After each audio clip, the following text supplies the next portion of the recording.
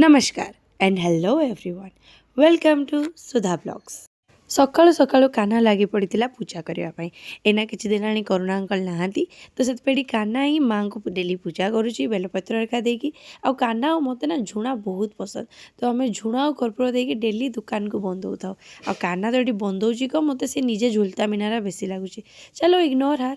सकाळु सकाळु आज मुझे बनई सोयाबीन परोटा एंड मोर ना गोटे कीड़ा अच्छी मुझे पुर बनई थे ना आगे खाईदिए जब कि परोटा में पुर ही न था डेली मु गाड़ी शुणे यहाँ देन मु गरमा गरम परोटा बन के फर्स्ट देती आम विक्टोरिया को जी बाहर पूरा चुटी बुटी छाड़ी मत पचार कौन एटा मुझे खाइबी देन चुपचाप खाई मामा रिएक्शन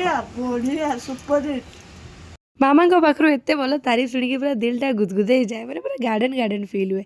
एंड देन मुझे कुकुरटा उपर गुड़ रखिकी दुकान में बसती बहुत समय एंड देन टिके पर मामा भी आसिक पहुँच जाते जो मामा आसले आमर छुट्टी मु पलि आसली घर को। आज मुझे ट्यूशन भी जाइए बट मुझे तार ब्लॉग आउ नहीं पारिनी सो दैट्स इट। राति आज कान्हा खाଇବା बनईला एंड सी मत सब जिन आगे निजे टेस्ट करके देन दिए तो आज के दिनटा एमती ही बाय बाय टेक केयर एमती ब्लॉग आसुता कीप वाचिंग सुधा ब्लॉग्स बाय।